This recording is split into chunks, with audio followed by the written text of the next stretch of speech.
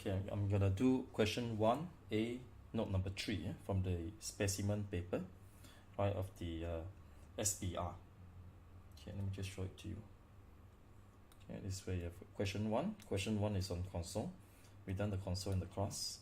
And then we are gonna look at question 1A, okay, note number 3. Alright, so note number 3 relates to actually the note number 4, right, where they explain to you the background relating to the restructuring. Okay, so I attach it in a separate picture. That's what you're going to see. Notice, Kuchen has decided to restructure one of its business segments. The plan was agreed by the board of directors, so you have first condition fulfilled, right, on 1st October 20x6. Okay, that's before your year end, and affects employees, here notice, in 2 locations. Right, so there are 2. In the first location, okay, half of the factory units have been closed by 31st December 20x6. So notice they qualify for the restructuring because they have already started to implement.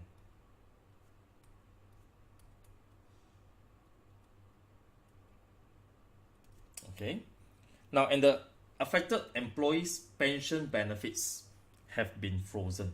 All right, so let's stop it. All right, and let's see what happens. Any new employees will not be eligible to join the defined benefit plan. So they only start with the old ones. After restructuring, okay, the present value of the defined benefit obligation, that is what you're gonna pay, right, in this location is 8 million. Okay, the following table relates to location number 1.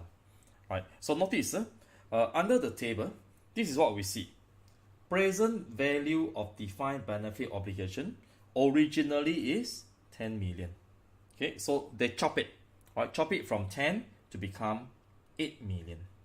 Okay, this is after restructuring. Okay, it becomes 8 million. Now notice they have a planned asset.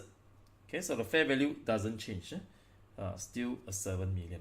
So originally, this net pension liability will be shown as a 3 million. Now after the restructuring, it will be shown as a 1 million. Okay, so there's a drop from 3 million to 1 million. Now let's see how this one look like in the financial statement. You're gonna add on another page. Yeah.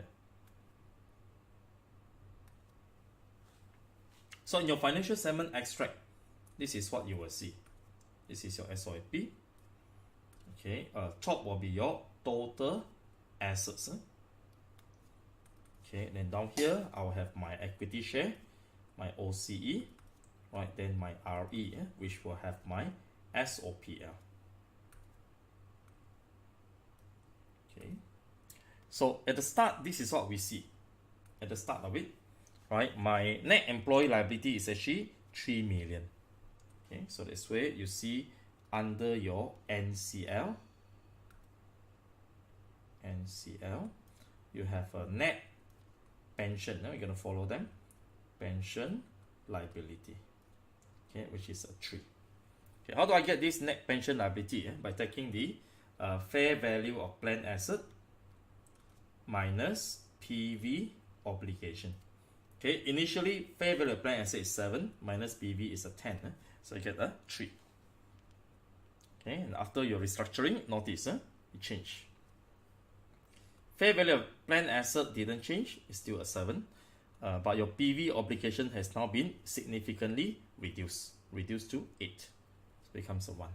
Okay, so notice there's a drop from 3 to 1. So a drop of 2 million.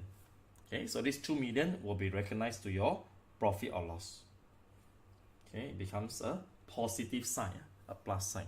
So here they call it a negative past service cost.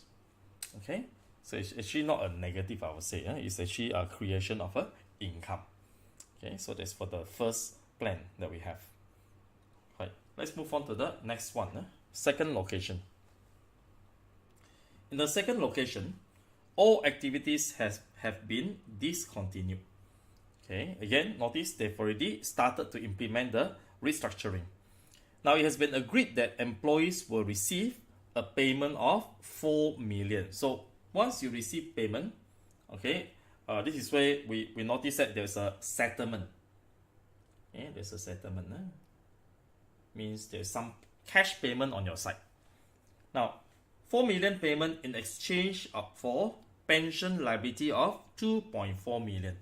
Notice, at the moment, after they account for the calculation part of the fair value of pension liability or the PV of pension liability, it only amounts to 2.4 million.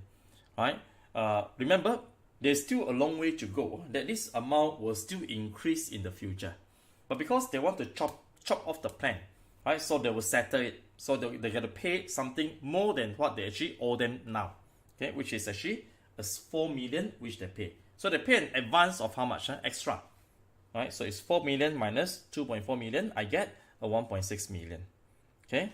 Again, for this particular plan, this is an unfunded pension scheme. Unfunded here means to say there is no plan asset. Okay. Right.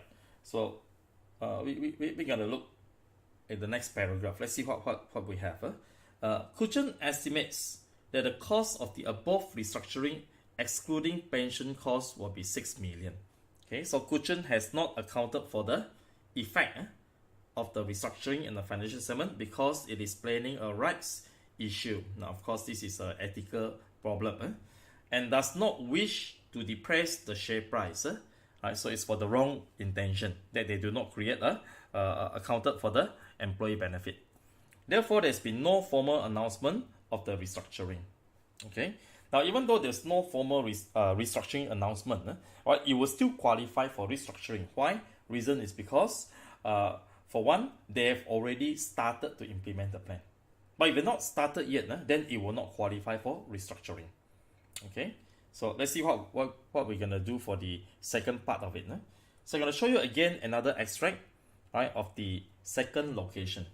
This is your SOAP. Okay.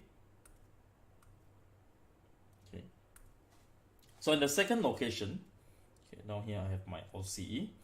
I have retained earnings. This is SOPL. Right, we first started with a net employee liability of net employee, or here they always call it pension liability following UK, of how much? So let's check. So initially, the net employee liability is actually 2.4 million. Okay, so here there is no planned asset.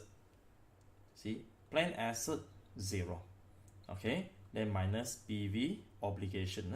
PV obligation is actually a minus 2.4. So it resulted in a minus 2.4 figure, which is what we have at the start. 2.4. Okay. Now here, they actually promise a settlement, 4 million.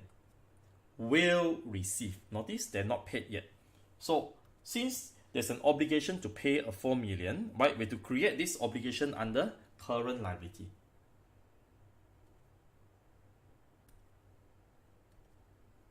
Okay, so I'll create a CL here.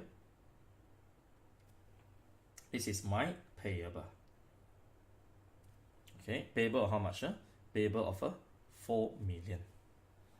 Okay, now of course, once I add a 4 million in my CL, it doesn't balance. Okay, so this is settlement for what? For your employee benefit, not benefit, for the PV of the employee obligation. Okay, so I'll be minusing a 2.4 here, right, to offset this. Okay, notice, does it balance? It still doesn't balance. Why? Because you only owe 2.4, you actually pay more than what you owe. So the excess has to be taken somewhere, right? So the excess will now be taken to your profit or loss, okay, which is a 1.6. This is more of a curtailment, right? So this is curtailment. Okay, I won't call it a curtailment because there's a increase in your liability, right? Your settlement part.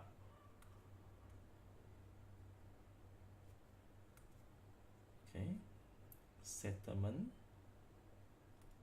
of employee benefit. Okay, so the treatment will go is minus 1.6. Okay, so if you look at the ultimate part, the final part of all these adjustment, what does it end up with? Now your net employee liability will be 0. Okay, so we will have a payable 4 million, right? Plus, you look to the top, okay, to the top here, your liability actually reduces. See that? Your liability actually reduces. Okay, so reduces to from 3 to 1 million.